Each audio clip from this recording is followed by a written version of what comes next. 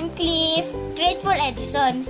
So, ngayon, tatalakayin natin ang katatagan ng loob at napagtimpi. Maraming pagsubok ang ating naranasan, pandemya at iba pang kalamidad. Ngunit, hindi ito nakasagabal sa akin upang mag-aral. So ngayon guys, i-share ko kung paano ang aking distance learning ngayong new normal. Ano-ano nga ba ang aking ginagawa upang ipagpatuloy ang aking pag-aaral? Siyempre, kailangan ko ang aking gabay ng aking mami. Tablet at module. At siyempre, si teacher. Hi Teacher Marisa! Kahit na may pandemya, kaya pa din nating mag-aral. Tignan niyo ako.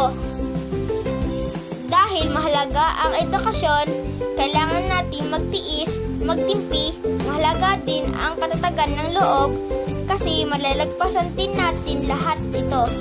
Kaya guys, huwag kayo panghinaan ng loob. Magdasal lang at magiging okay din ang lahat. Laban lang, kaya natin to. Kung kaya ko, kaya nyo. Diba guys? Bye-bye! Thanks for watching!